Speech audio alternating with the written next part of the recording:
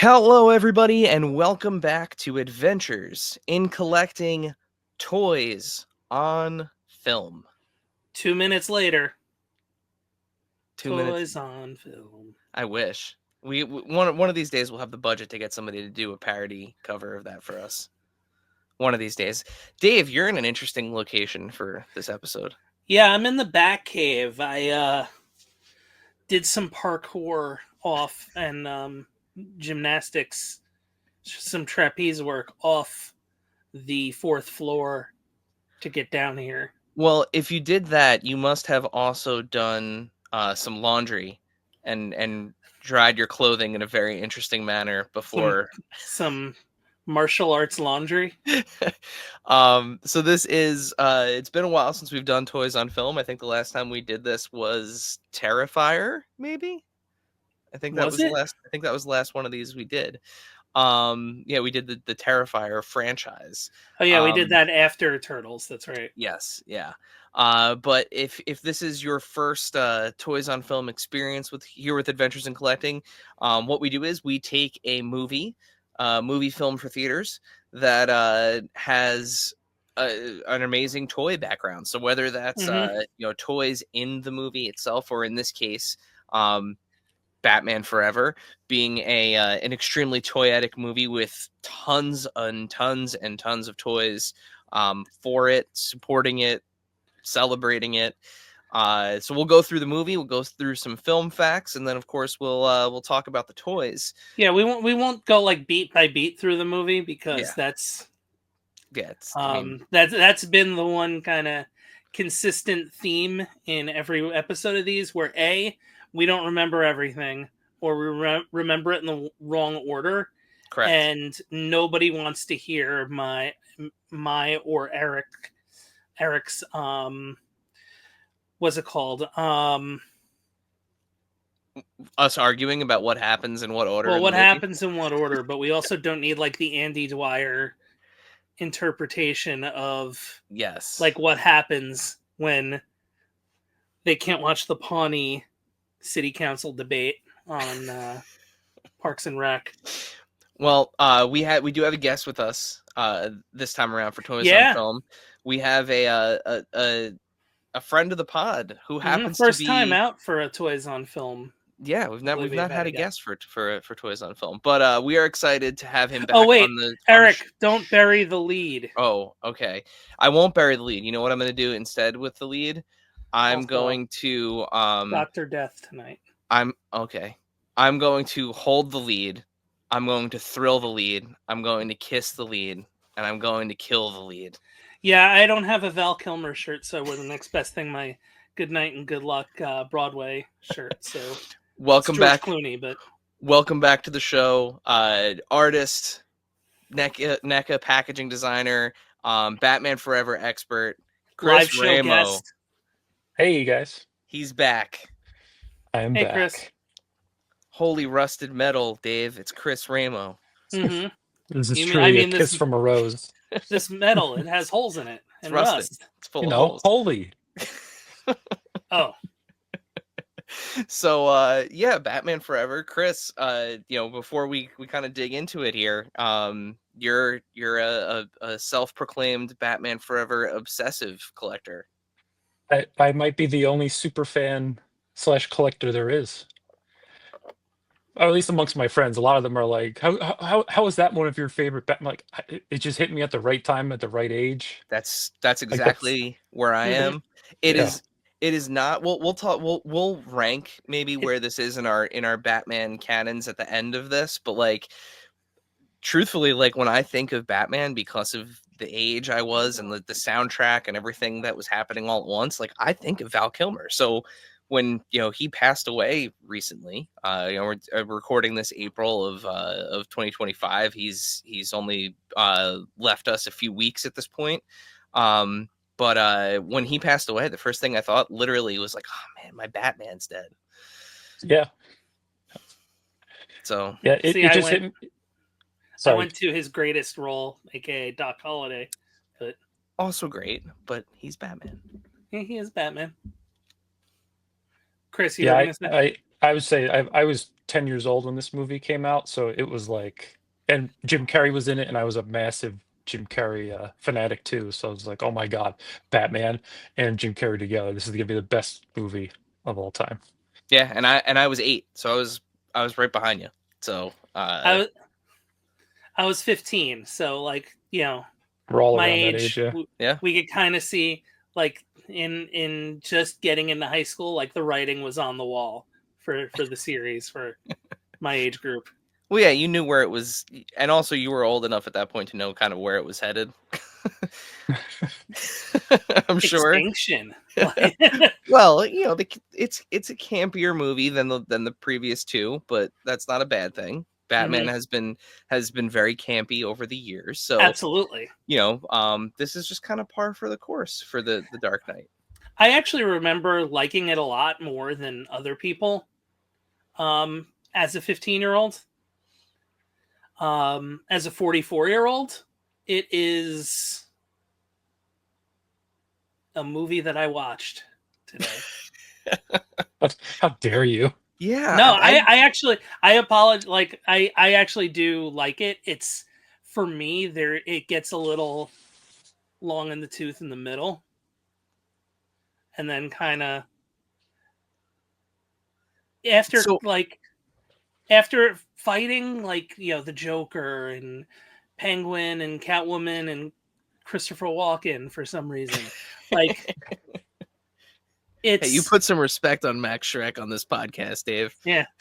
Hey, he's not the first made up character for the movie, so but no, I love Batman. Like, Batman Returns was and always will be my favorite of this. But like, I like Val Kilmer a lot.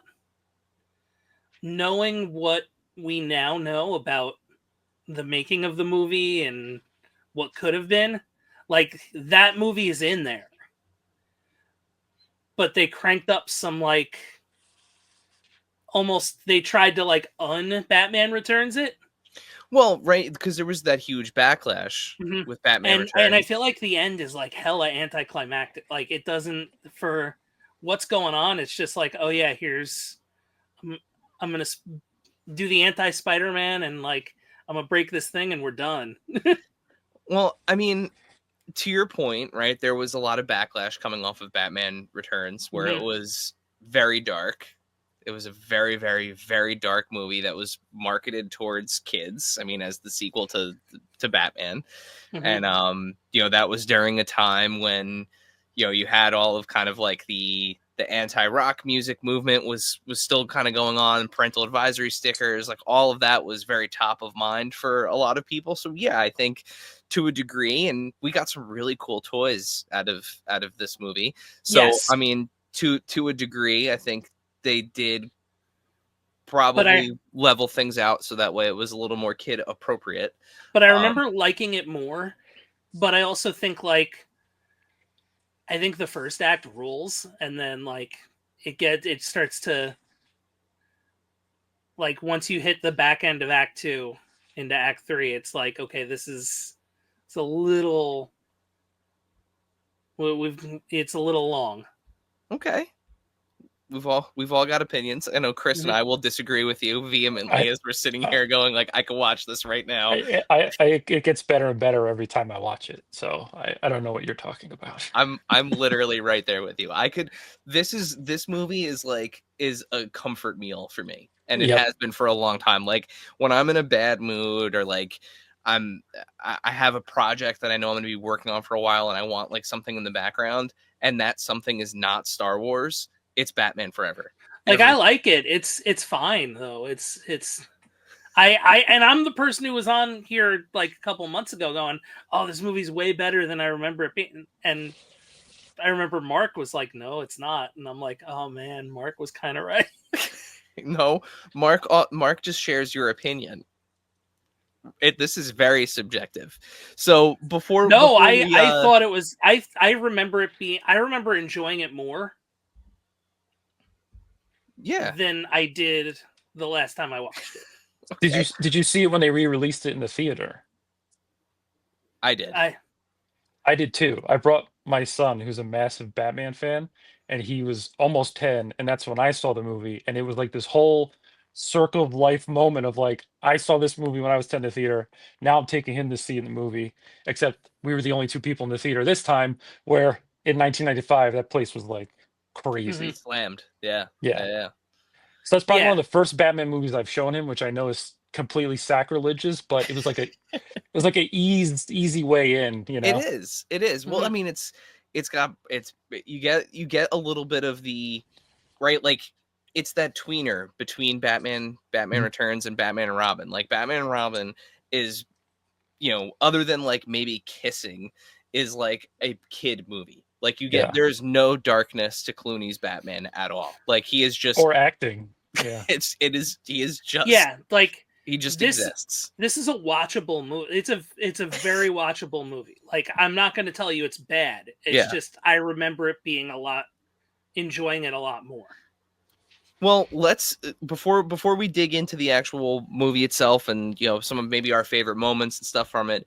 Dave, you have some film facts for us. Yeah, I do. About Batman Forever. Yeah, my notes are from sourced from Wikipedia and Rotten Tomatoes.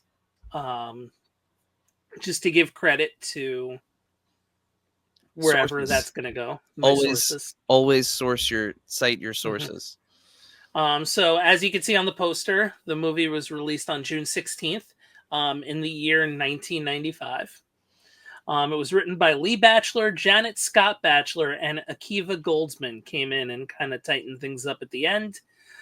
Directed by the late Joel Schumacher, his first Batman film of two.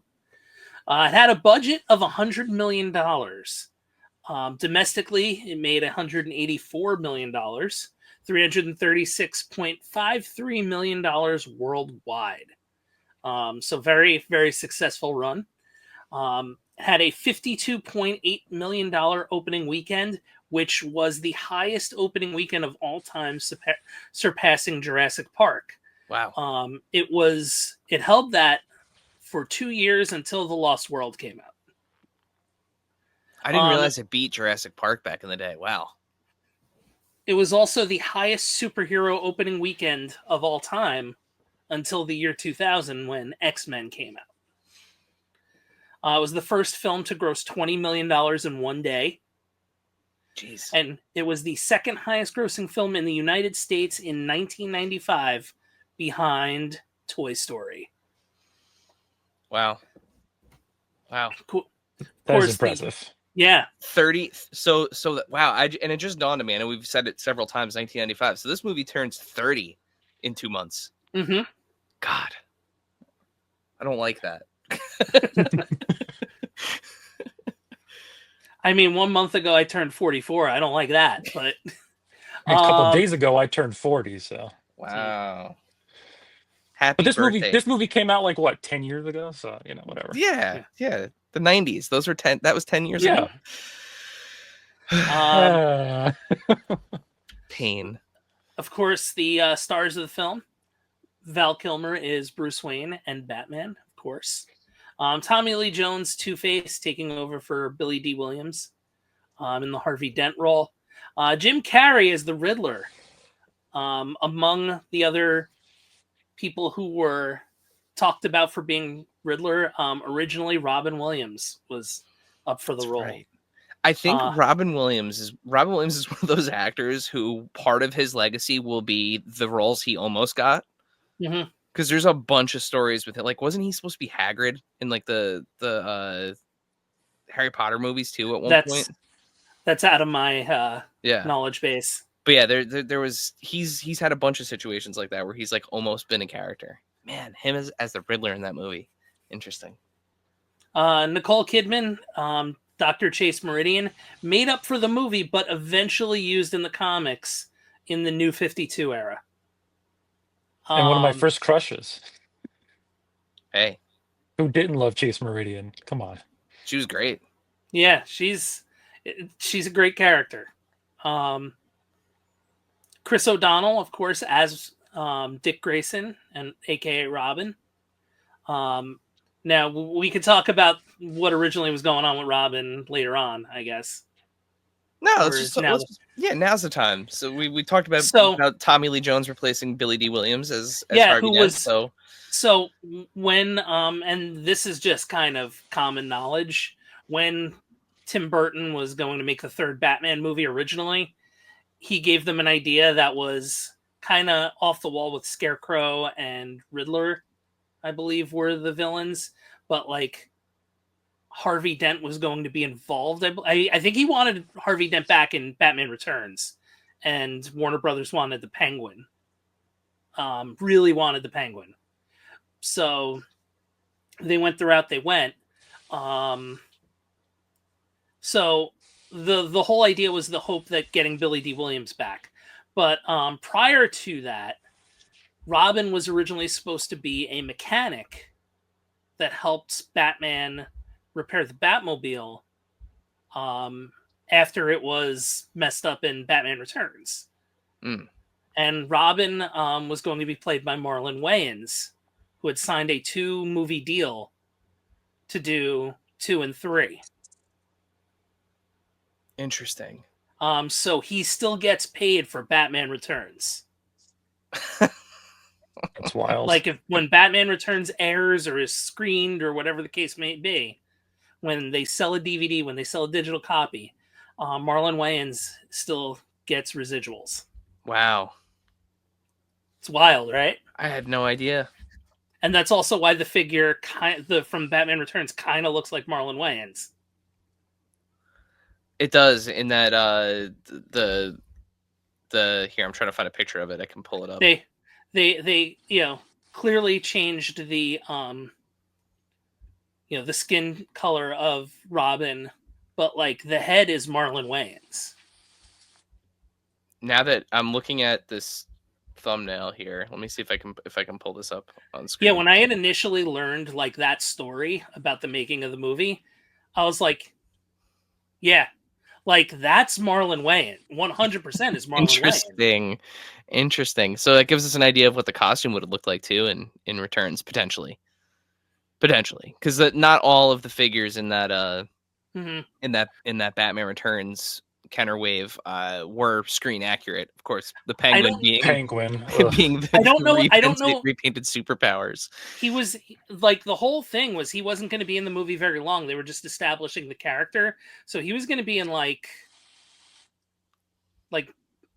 mechanic, like he was going to be mechanic Dick Grayson. Yeah, interesting. But that head is 1,000% Marlon Wayans. If you like find your figure, take a close-up look at it, that's like, oh wow, that is. I still have that one.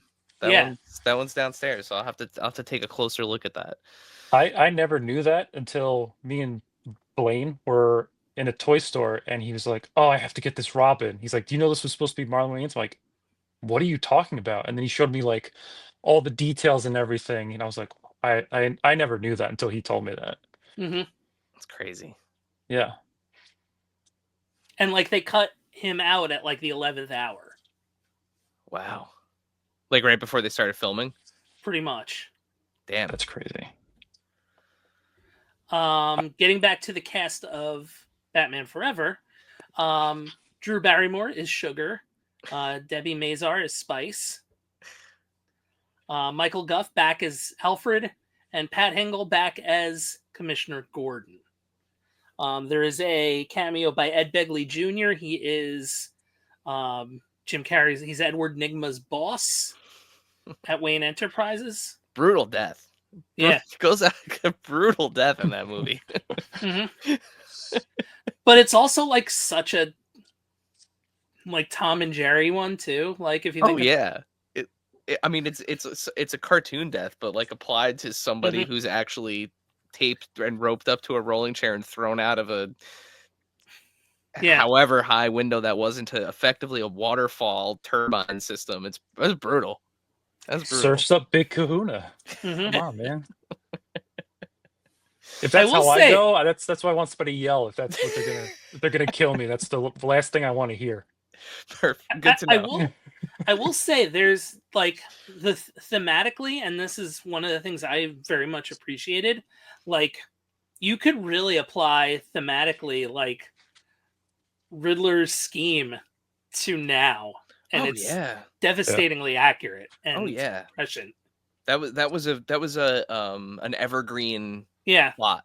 And that's one of the things plot. Like for me that absolutely like works is like this is, as some would say, it happens on a daily basis without like Riddler vision. But it's also the thing that I thought was really clever about it, going back and watching it as an adult. The first 3 movies, like the motivation of the villain is like has aged very well, like in the sense of that's still like modern. I mean, it's still modern stuff if you, without getting too kind of into the weeds and coloring the conversation one way, like it's Batman Returns is modern as hell, isn't it? With the exception of the version of the Riddler we got in the Arkham games. Yeah. I thought this was a really clever twist on the Riddler that made him more than just like a guy that tells riddles and like ties people up. And if you can't solve riddles, he hurts them. Like, I didn't need him to be Hush like he was in the whatever that was. In the Batman. That was too dark. Yeah, like waste of a good character. You are, as Dave, you just put it, you already have a character that is that character. You could have just used that one instead of making that one Riddler for some reason. But yeah, no, like this was a cool balance of like making him a little bit like more like science-y, which was also like a very a thing of the time, you know, like but still having very like maniacal. Having like a 90s villain that was like tied in with technology and stuff like that was like very much so a thing of the time that ended up becoming an evergreen thing. But he still got some of those riddles thrown in, and of course all the letters he was sending to Bruce, which I thought were brilliant, still are brilliant. That was cool. It is a very 66 like solution, but Yep. Film was nominated for 3 Oscars. Best cinematography, best sound, and best sound effects editing. It did not win a single one. What a shame. So now there's, I mean, I feel like sound and sound effects editing for sure. You also don't have I feel like the score is not as strong with it not being Elfman. So the score might not be as strong. I don't want to jump ahead to the soundtrack if you still have more film facts, Dave. I still have 2 more, but let's talk music for a second, because while the score, you know, that outside of like the main theme that I'm sure is playing in all of our heads right now, like not the 89 theme, the like dun, dun, dun, dun, dun, dun, the new the new Batman theme, basically. That theme is great. Elliot Goldenthal, by the way, did the score. I thought I wrote that down and I did not. This soundtrack rips. It does. Soundtrack rips. It rips. It has one of my favorite covers of it of all time on it. What? Smash It Up? Smash It Up, which is the Offspring covering The Damned. I absolutely love that cover. And then your 2 like big pop hits off of this were U2's Hold Me, Thrill Me, Kiss Me, Kill Me, and of course Seal's Kiss from a Rose, which iconic, just absolutely iconic music video. Flaming Lips everything. Bad Days is a good track too. Yep, that is a good one. Yeah, Method Man had a special rap for the Riddler, which again is probably the most 90s thing on this. The most 90s thing on this soundtrack is Method Man rapping about the Riddler, and that's on the same album as U2, PJ Harvey, Brandy, and Seal. So that's Attack, like saying a lot. There's a lot of like mid 90s like banger acts. Sunny Day Real Estate from making cuts for this. Yeah, there's some really good stuff on this. Mazzy Star off of Fade Into You. Like there's yeah. That album sold. I don't have the how many millions of copies it sold, but I'm sure. Oh yeah, I'm sure it went It was a multi-platinum vehicle for sure. Oh yeah. But this is a great soundtrack.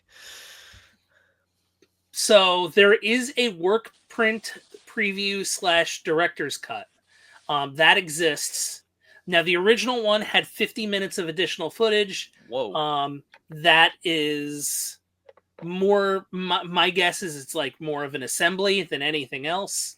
Because one of the rumors was that they shot 2 versions of a lot of dialogue scenes in order to see if they could go darker or comedic. Got it. So, like, the original cut, the guy is like, "It's hot acid" in the vault. Like, that's not in this original cut. Okay. Okay. You're referring to the security guard with the hearing aid. Yes. Yeah. Okay. It's boiling acid. Yeah. Mm-hmm. Like, some of that stuff is not in this. As if acid wasn't bad enough. Yeah. It needs to be boiling. I've seen that movie too many times. Why not? Might as well be boiling. There is also a I don't know what they call the cut. Some people call it the Red Schumacher cut. The Schumacher cut, yeah. That is, I think, about 20 minutes longer. It is definitely darker and more serious. Like, it's missing some of this dialogue that we're talking about. It includes the Nightmare Bat deleted scene and a couple other ones. It is in the hands of a few people, including one, Kevin Smith, who has shown it, I believe, twice at the Smodcastle Cinema in Atlantic Highlands, New Jersey. The first time was in July 2023, and I believe he has teased showing it again. He's just trying to kind of figure that out, what that looks like. But the anniversary, has to be for the anniversary. That would be amazing. That would be amazing, and I would go immediately. I think all of us would be there. Yeah, it's literally down the highway from me, so I would definitely go. I'll be there in a couple weeks for Dogma. So, but yeah, it's really interesting. I absolutely would love to see that. Supposedly it does kind of, depending on how you feel, like there are people that'll say like it makes the movie better. There are people that'll say it's just like they like the original better. I would like to see it to kind of make my own judgment on it, but I would 100% pay good money to see that. Same. Ditto. Same. Yeah. Rotten Tomatoes, it is a 39%. That would make it rotten on 71 critical reviews. The popcorn meter, which is the user reviews, 33%. Wow. And that was like 15,000. Chris, we're really in the minority here.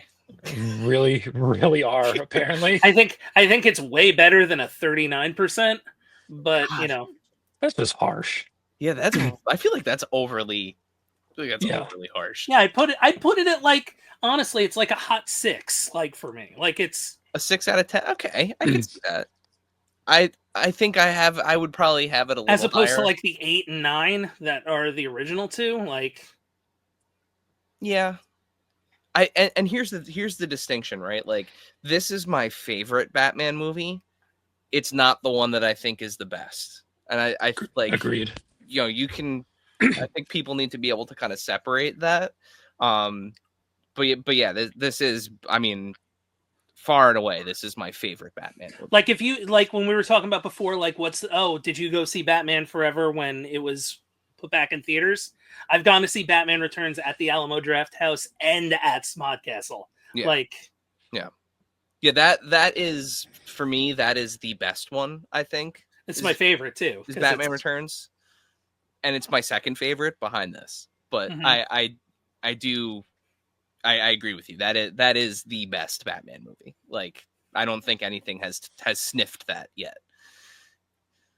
In terms of just the whole thing. Like, I think you can make an argument that the Dark Knight is a viable best Batman movie. Lego Batman movie. Lego Batman It's movie great too. It's one of the best. It really is. It needs to be in the conversation. It needs to be in the conversation. Yeah, so let's dive into this movie for a couple minutes here before we hop into the toys. Just some things that I remember from seeing it. Another thing that I said that I saw was drastically different in that cut. Okay. Just as we're diving into the movie, is the opening is entirely different. Oh, really? It does not open at the bank. It opens at Arkham. Oh. With Harvey breaking out, or with Harvey, yeah, and then like the flashback show what happened to him. So it's not just like TV footage. Interesting. Which wild that's TV footage.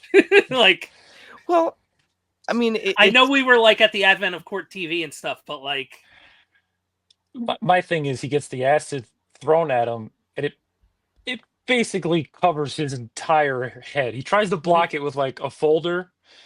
And I'm like, it kind of doesn't make sense that the acid hit everything, but distinctly went straight down the middle. Like, if you rewatch that, he takes like a bath of acid in the face. Oh yeah, yeah. And not to mention like the fact that what we know about like acid and things of that nature, like he's not going to turn like bright pink.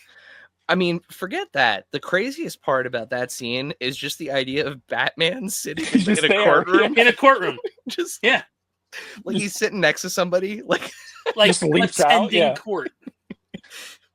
Like nobody has a problem with that. Just it's Batman's here.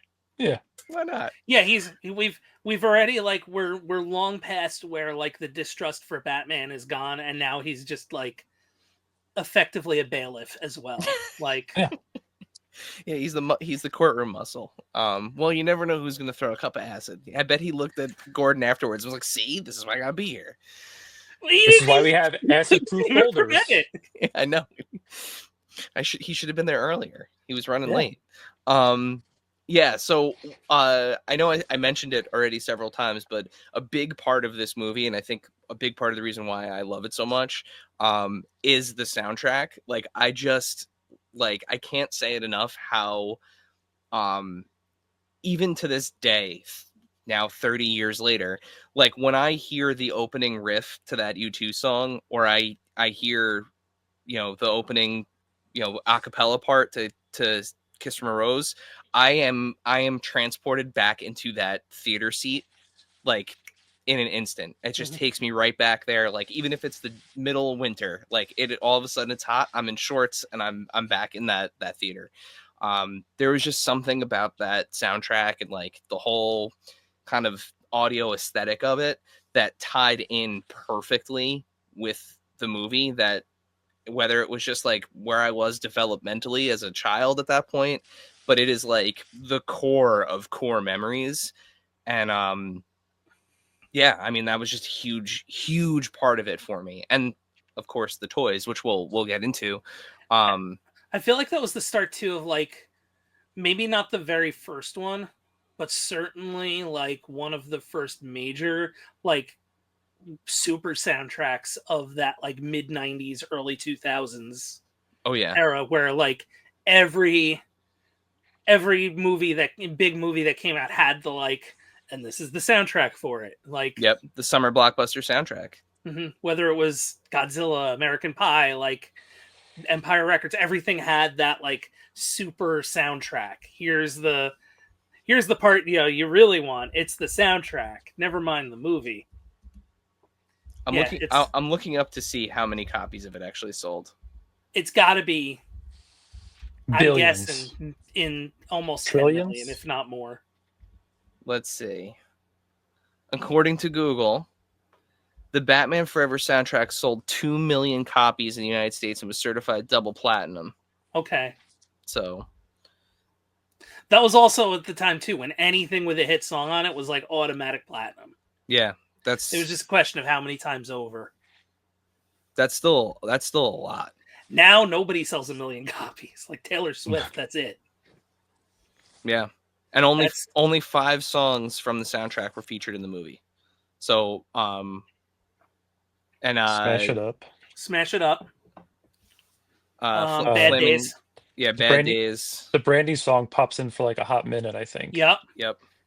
And then U2 ends the movie for the credits. And Seal as well. Yep. Both of them played. Yeah. And while the film did not win a Academy Award, Kiss from a Rose won 3 Grammys in '96, including Best Male Pop Vocal, Record of the Year, and Song of the Year. So, yeah, and that was due to its placement on this soundtrack. Mm-hmm. You're welcome, Seal. Yeah, that was like Seal's biggest hit since Crazy. Yeah. I mean, it's still making the money today. He was just in that Super Bowl commercial. Super Bowl commercial, yeah. Where he was doing it for Mountain Dew. Weird Super Bowl commercial. He was a seal for Mountain Dew. Mm-hmm. Yeah, but I mean, other than the music, like, and again, we'll get into the toys, but it was just like, I mean, the Batman the Animated Series was already on at this point. You know, we were already well into that, and this felt more like a film at the time. Not now, looking back on it, this makes no sense, but like at the time, the colors, this felt like something that was a companion to the animated series for me, which was something else that I absolutely loved. So to see kind of some of these characters that, you know, weren't in the first 2 films in this in a way that was a little more kind of like approachable and marketable. I'm saying those words as an adult. That's definitely not what I was thinking when I was 8, but you know, it was just that connection was there. I mean, Batman was everything. He was like also the first time. It was also the first time Gotham City was like a city. It wasn't a soundstage. Like there were. That was like the first time we had locations. Oh, and then the one thing I do have to say, and you know, I'm gonna bring my first prop on screen here, but this guy right here, that Batmobile rules. This is, to this day, this is my favorite Batmobile. Favorite Batmobile design. It is just the best. You need to help me team up against Blaine, because anytime I bring up that I love that Batmobile, he tells me how ugly it is. Oh, I love it, and the blue it's lights. It's like a rolling, glowing skeleton. Like it's it feels like it's like a rib cage. Yeah, I love it. Yeah. This was my Batmobile, man. Like I loved, and I still have my original Kenner one somewhere. Chris, I have the Lego '89 one, but it does not light up, but you know, it's still good. It's a great Batmobile. Like it looks like that's when you could tell, like, okay, we're making toys here. Like that's this thing, and this, by the way, is the McFarlane one, and it's enormous. Mm-hmm. Mine's way up there. But yeah, I adore this Batmobile. It was such a unique design. The Batmobile had never looked like anything like this. All the vehicles. The Batwing was redesigned. The Batboat. Yeah. Yep. Great. Like this overall look and design of everything in this. You know, okay, it's beautiful. So good. Mm-hmm. This thing is. I didn't have this as a kid. And Blaine, again, I have to mention him again, was at a toy show. I was like, somebody has it complete for $40. I'm like, buy it as fast as you can and bring it to me. Like, I need this. And I usually have this hanging above my desk, flying over, protecting me. It's so good. Good. Yeah, I loved the overall just kind of aesthetic of it. The vehicle design is, you know, it's a good looking movie. Like, absolutely is a good looking movie. Yeah. That boat, and that whole scene too, when they're playing, like it does Battleship. That line. Yeah, and they're playing Battleship, and you know, it's ridiculous, but at the same time, it feels so Batman like. It feels very 66. Yeah, the two of them, like, you know, literally borderline twisting their mustaches, playing, you know, playing Battleship. And that was another thing too. Like, you know, I watched the crap out of those 66 reruns. Oh yeah. On what channel? I think it was on like UPN.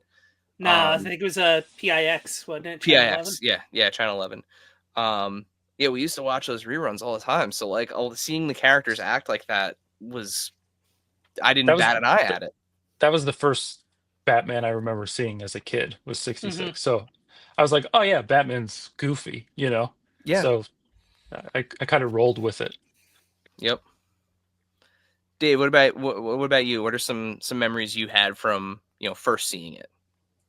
From first seeing it, I think I saw it in Sea Caucus at the Lowe's in Sea Caucus,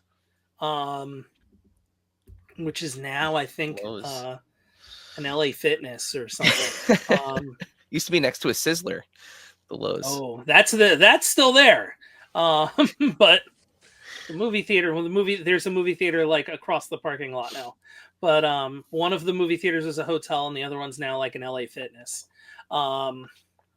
Two movie theaters like in walking distance from each other. Both of them were Lowe's. Yeah. But it was I was super pumped for it. Who was, a bigger star than Jim Carrey at that point? Probably Nicole Kidman, to be honest. It was close, but Val Kilmer, everybody had just come off of like big time movies, like Tommy Lee Jones fresh off of The Fugitive. Chris O'Donnell was like at the height of his popularity. Like everybody, Drew Barrymore was just coming back. Yeah. So it was, it was definitely like the event, a big event. But it was just kind of like, it was weird that Batman was different, because Batman was always like it was Adam West for the run of Batman. Like, you had Michael Keaton for 2 movies. Kevin Conroy was the voice of the cartoon. So like there had never been like a new Batman picking up continuity before. So that was weird, because nobody thought Michael Keaton was going to be a good Batman until he was awesome. Like, man, I didn't even think about that, because we're so used to so used to the same guys being like it. I don't even think about it that way. Yeah, it was wild. It is interesting. Mm-hmm. It was like seeing, your favorite baseball player on a different team, like it was, and then they had to sign somebody else to take that player's spot. Well, you're Batman now. Yeah, now you're Batman. But it was cool because, like, it was cool to finally get Robin into the mix. Yeah, I feel like he was one of the, at the time, like, people wanted Robin in the movie. Yeah. Like, when are we getting Robin? And he got a great costume too. Yeah, it was that current comic run. That end of film costume it's a great costume. Very on par with the and great sideburns. Yeah, with the super good sideburns. I remember after seeing that movie telling my mom, like, I need sideburns. Robin. I have to grow sideburns. And she's like, you can't. You're 10 years old. Mm-hmm. Like, and I also like that I liked what they did with the Flying Grayson's origin in that. Like, the way that was handled was very interesting. Putting Bruce Wayne in the situation where like he couldn't be Batman. Yeah. Like, but at the same time, so yeah. At the same time, he's trying to like decide, does he want to do this anymore? Yeah. Which there's always been that kind of. I always say give and take. He literally yells, "Harvey, I'm Batman." Somebody standing next to him, like, nobody heard this. Mm-hmm. No one heard it. Like, there's chaos going on. Like, who would listen to this rich dude? Yeah, there was a bomb, Chris. Who can't pronounce circus? That part drives me nuts. I won't lie. I love the movie, but Val Kilmer cannot say the word circus. I wonder how many takes that took to get that version of circus. Yeah, the circus. But and as different as his Batman is, it's like still good. Like I definitely would have liked to have seen him continue on as Batman. See, to me, no offense to Val Kilmer, I feel like the movie is just all about Riddler and Two-Face. Like, you're there to see the bad guys do stuff, and he's just there. Like, Batman just happens to be in the movie to me. Mm-hmm. Like, I feel like that was the big thing, was just like, we just need somebody to wear the suit. We already have like these 2 insane villains for everybody to enjoy, and you get Robin. So I feel like he kind of gets like left behind. If you really watch the movie, like, you kind of feel like he's there. It's Batman, but like, you just want to see when Riddler gets back on the screen, or Two-Face gets back on the screen. Like, the movie's about Bruce Wayne. It's not about Batman. Yeah. I mean, it is true. And you do get what a lot of people, I think, and you know, a lot of people think of this suit, right? Like the suit from the end of the film, the like sonar suit. The sonar suit. But what's interesting is like for the majority of the movie, he's wearing like the Keaton suit. Like he's wearing the Batman, a version of the Batman Returns suit with like the yellow logo and you know, and it's just wild to think that there's been so many figures of Val Kilmer Batman, and no one has done that yet. Which I feel like is a layup for somebody to make him in the suit that he wears for the majority of the freaking movie. Yeah. But yeah, I mean, it is very much so an ensemble film, right? And he plays a part in it, and this too is like the first Batman movie where it's really that crowded. You know, there are that many like backstories they need to tell.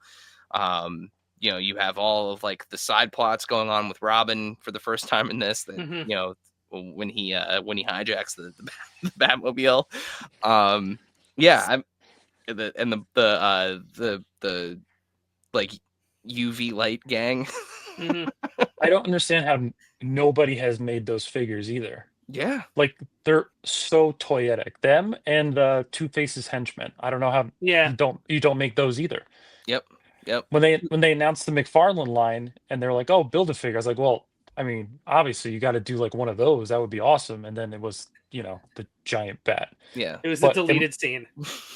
But in my mind, like that was the easiest way to go. Like, give us the Two-Face henchman, or you know, the glow in the dark guy. Like, yeah, I don't know. I thought it was a missed opportunity. I thought for sure. I mean, we ended up getting Alfred with the Batmobile, but I thought for sure he would have been the Build-A-Figure, or at the very least, like Sugar and Spice. Also, that would would be awesome. Make two awesome figures for the Batman Forever has a second wave of figures that they could have could have done, including, you know, Val Kilmer in the, you know, in the other suit, the older suit. I think would have been an awesome variant.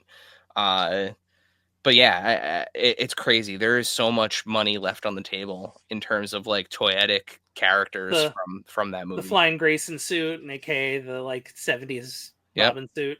Yep. Or even him in like his like jeans and like the leather jacket and stuff, like the Dick Grayson, or even honestly a Bruce Wayne figure. I want Circus Two-Face. I love that whole insane getup he has. Chase Meridian, she's never had a figure. Also wild. I don't know how Nicole Kidman is with likeness rights, but I was to say that might be the issue there. Yeah, probably. So Chris, before we move into the figures here, any kind of just big memories of the film, you know, seeing it for the first time? You already shared that awesome story with your kids, but you know, what else? I just remember being so excited to go see it and then having my mind blown pretty much, and leaving the theater being like, I need everything. I need to have everything that this movie has to offer. And I wound up rebuying a lot of that stuff and getting stuff that I didn't have when that movie came out. But yeah, it's just near and dear to my heart still. So speaking of stuff, shouts to Battle Armor Dad at Battle Armor Dad on Instagram. If you are not following him and you are into vintage toys, he is a must follow. He collects old lookbooks and wish lists and gift guides from years past, and he just posts these amazing scans of them. So I reached out to him prior to us recording, and he was able to provide me with some fresh scans from 1995. Is this from the booklet that was in like every Kenner figure? Yes, this is the little Kenner, like Nintendo instruction booklet. Yep, the little That's Kenner awesome. catalog. So yeah, so as you can see, you know, extremely toyetic. The Batman here in the center, the Blast Cape Batman, this was the closest we've ever gotten to Val Kilmer in just the regular black suit with the yellow logo, but he had some sweet red accents. This was wave one, so the original Riddler that was offered was the version that you see here with the crazy backpack and the TV screen strapped to his chest, and then and Two-Face. Oddly enough, Two-Face, the gun was molded in. So never had to worry about losing that. It came with the coin though, and that was the coolest thing ever. Yep. Mm-hmm. Yep. Yeah. I also didn't like that Riddler's arm didn't move either. Yeah, it was just permanently like this. It's better. I'd rather, if you're gonna have him like have a thing, it's better the gun than this old Toy Biz one that had like the coin that was bigger than his head. Oh yeah, like it was like a dinner plate. Yeah, it was like he was like had a platter, and then you turned the thing and it spun. Yeah, I remember that. Then we have some vehicles and accessories and some role play items. Chris just showed us this amazing Batmobile, and if you are a longtime listener of the show, our first ever Christmas episode when we talked about our favorite things we ever received for Christmas, this was it for me. Mm-hmm. This thing truly enormous. I mean, you saw Chris holding the Batmobile before. It just fit on one of these platforms. There was a zip line. There was like this thing in the center that it was like a trap that would like crush you. There was an elevator where you could put your Bruce Wayne figure in the bottom and pull up the elevator. And when you pulled it up, it revealed like a Batman at the top of it. So he would change on his way up. Awesome. Yeah, this thing was great. Yeah, that was the part that's on the up by the stairs on the third platform. Yep, up here. It looks like the thing in the middle, like the thing. Is that supposed to be like when Two-Face falls at the end? Kind of. Like it's weird that it's kind of in the Bat Cave, but it looks like the spikes that fall. Yeah, I think that was the idea, just to kind of get, here's the thing you remember, as much of the movie in there as possible. The zip line was wild too. The Bat Signal Blaster was also awesome. That is awesome. It had a little flashlight on the bottom with a screen in it, so you could just make the Bat Signal on the wall. Mm-hmm. I did not have that. A friend of mine did though. I didn't have that. And then we've got just some more vehicles here. Here's the Batwing again. The Robin cycle. This thing was awesome too, and it was the only way to get Robin as like Dick Grayson in street clothes. It wasn't a zipline cycle. Yes, it was a pullback. Or no. Yeah, it was the zip. You pulled it out and it shot forward. You're right. And then deluxe attack wing Batman. So again, just some really cool, like very 90s. The deluxe martial arts Robin did not come with laundry. No, he did not come with laundry. Again, just some more looks. Chris, I think we got something here that maybe you want to talk a little bit more about. I have it right here. This is a grail. Here, let's switch over to this view here, so that way we can see that a little bit better. And it still works, and it's very annoying. I was gonna say, give Chris the big. Yeah, I got this. This isn't my original one, but I got this for my 10th birthday at a Chuck E. Cheese, because 10-year-olds still went to Chuck E. Cheese in the 90s apparently. And this was a grail, and I had to re-own it because it's so cool. It's amazing. Yeah.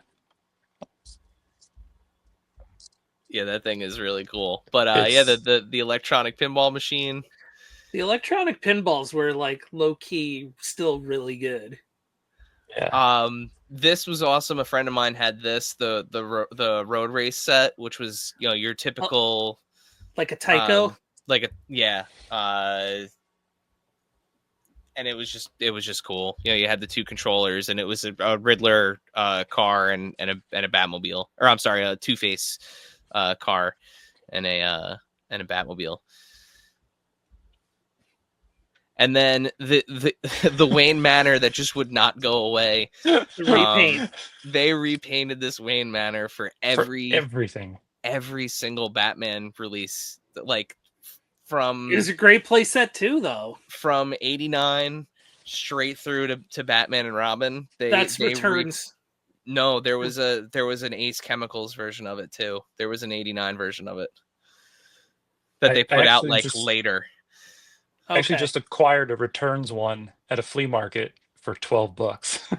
that's the one that I have. I have the Returns one where the back side of it is the like the sewers, right? Yep. I think it's it's the penguin lair. And the front is like a gold paint wash on it.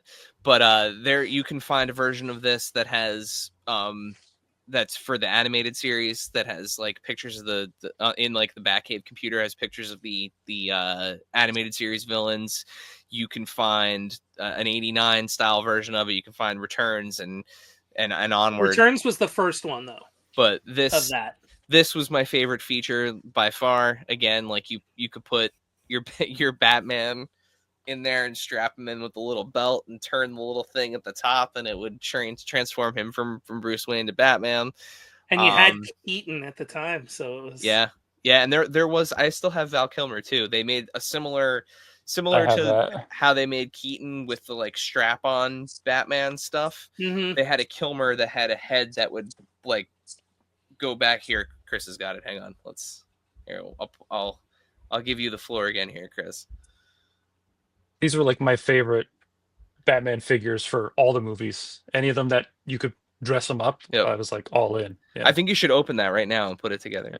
God, come on, man.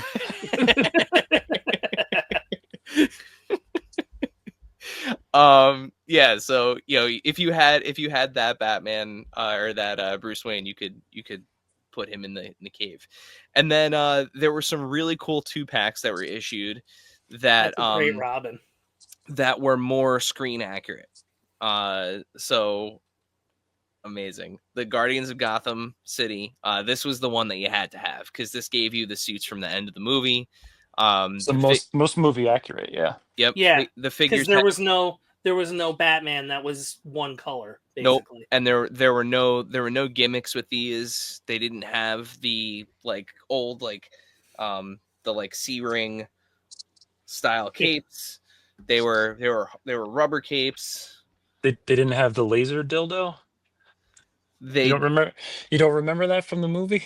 No, I don't remember that. Here, wait. Let's get a closer look at that. Look at that. Yeah.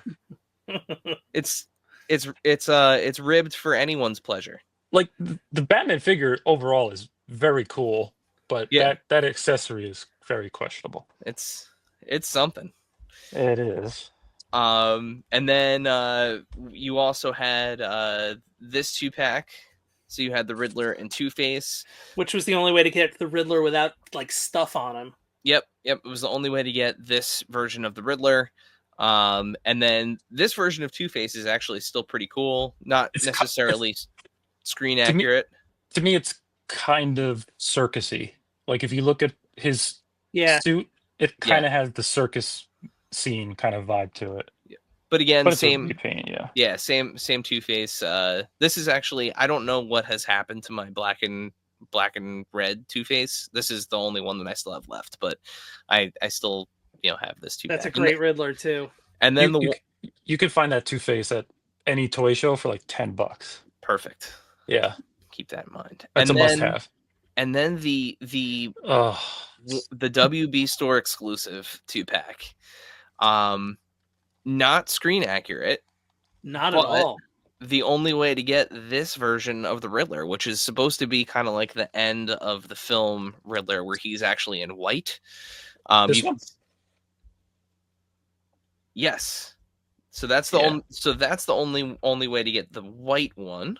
Yeah. With this, and that's a repaint of that. Yes. Yeah. And that was the talking Riddler, right? If I remember correctly. Yeah, he no longer talks. But I do not have that pack. I would love to have it. But in a random toy bin, I did find the Batman without his cape. With the blue wash on it, right? He's got like a yep. Mm-hmm. So he sits in the Batwing. Nice. Yeah. But yeah, so you had this variant of the final suit Riddler.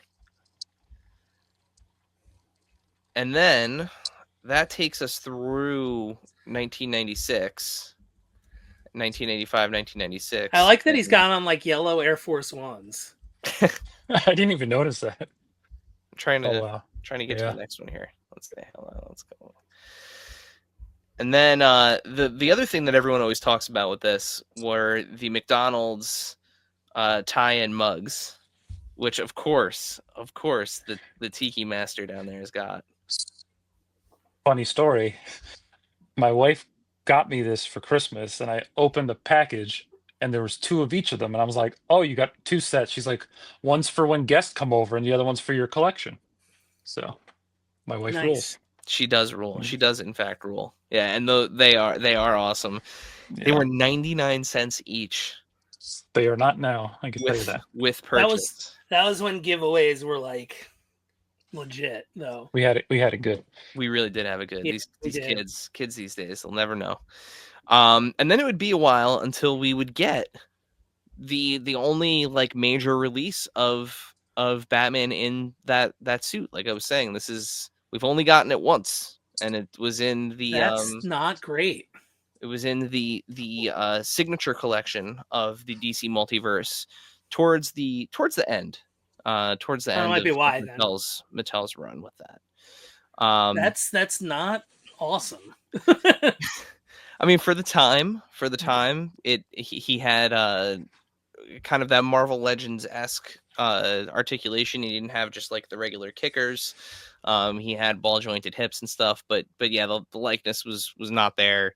It was very soft likeness. He did have swappable hands, which was fun. Cloth cape, but yeah, it would then be a few more years until we would get some new Batman Forever figures, and we got a whole Build-A-Figure wave. And I've kind of been showing some of them off as we've been talking, but I like these a lot. Yeah, so we get the Nightmare Bat as the Build-A-Figure, and then I'll just real quick take everyone quick look at these in hand. So we've got Val Kilmer there. Great figure. Really, really good likeness on this. Like I love the profile. The one thing about all the Batman figures, the biggest piece of feedback is that the head and cowl are 2 separate pieces. So he can do things like this, which he shouldn't be able to do. Yeah, he has to turn his body to do that. We've got the Riddler. Super good too. I really like this figure. Great. I have a big complaint about it though. Which about the Riddler? Yeah, why don't the question marks go everywhere? It drives me crazy. They do kind of just stop. Mm-hmm. Yeah, it's like wrestling gear. Like I know it's possible. I've seen it done on many figures where the tampos go all the way around, but for some reason I've never noticed that. I'm sorry I ruined it for you, but that's why I didn't buy it. I wouldn't buy it because I'm like, what is this? Didn't realize that. And then we've got Robin, which for me I think is the best figure of the wave by far. Great cape on this wired cape. It's got and it's thick. It's a nice like thick wired cape. The yellow on the inside, and all the detail, including the nipples. Really important. And then Two-Face did not come with a pistol. I had to provide him one. It's a good figure too. It's good. It's not bad. I love the hand with the coin flip kind of in motion there. It's a cool little effect. You do get swappable hands with him, so you don't. I actually love the hair on it. It is good with the like undercut. Somehow the deeper print goes all the way around. That's crazy. It does. Look at that. Everywhere. Those question marks don't. Riddle me this, riddle me that.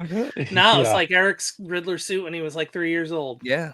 Maybe his mom made it for him too. Yeah. And then Alfred. So Alfred came with the Batmobile that I had on camera before. He was the pack-in with the Batmobile. My one piece of feedback about Alfred here is like, I think we could have gone with a little bit more color saturation on his. He's a bit pallid. Yeah, he's a ghost. Pretty much. He is very gray. He is almost in grayscale. Like I almost think like it was supposed to be like a grayscale variant or something. He looks unwell. But a painter I am not, so gray he will remain. And we've got one more figure from McFarlane at least coming for Batman Forever that we know of, and that is the red Platinum Edition Chase Riddler from the final moments of the film. He is in the same wave as the Batman versus Superman Dawn of Justice Alfred. So is Jeremy Irons. Yeah, so Jeremy Irons and there's one other Those figure. Those question marks look like they span the entirety of them. Chris, look at that. They're on the inside. They probably got my letters. Letters, multiple. Dear Todd, how dare you? I like that. And he's got the right cane from the end of the movie, the one with the switch on it. Yeah, so, a little button. Yeah, so that's pretty cool. I see what I would want too is I'd want the swappable like messed up distorted face. Yeah, would be a he cool can do it. Head. Like that exists on those. Yeah, so. But yeah, so this should be hitting soon. It's technically, if you wanted to pre-order this, I think Entertainment Earth has the whole case up, which is right now the only way to pre-order this, which would get you 2 of this Riddler, 2 of the Jeremy Irons Alfred, and then something else.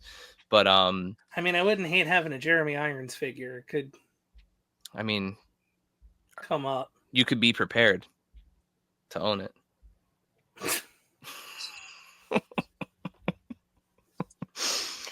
I'll be here all week. Yeah. And then lastly, we had, as David mentioned, we had Mark from Spin Master on not long ago to talk about the Batman Forever tribute wave and the fact that this only exists, which is still wild to me, but the fact that this only exists because the buyer at Target wanted them to make it. Because Batman Forever, fantastic story. Batman Forever was also his favorite Batman movie, and he thought it was time to do more Kenner style Batman figures. So. You know what? Like in hindsight, and it didn't dawn on me till we were just looking at them. Like the barrel chestedness of those is spot on. Yeah. I mean, they made some changes. You know, Two-Face he's not on platforms. He doesn't have the gun hand, the gun molded in. Robin is almost entirely different from anything that they offered. He almost looks more like the paint style of the martial arts one. I will say that the redo of the Batmobile is really nice. They did a good job with that. Yeah, that is good. I've seen yours. And they have ball joints at the shoulders, so they can go out and but yeah, so that takes us through the toys. Good price point on those too. Yeah, I think they're like, if you could still find them, they're all gone at this point, but I think they were like $7.99 each or something like that. Yeah. And it was like old prices. The Batmobile was $20. Yeah. So, but that is Batman Forever. So I think the last thing that we should do is, and it's probably obvious if you've been listening to us this far, do we recommend that people watch Batman Forever? Chris, why don't you go first? I think they should watch it weekly to start, and then progressively get to like daily, I think.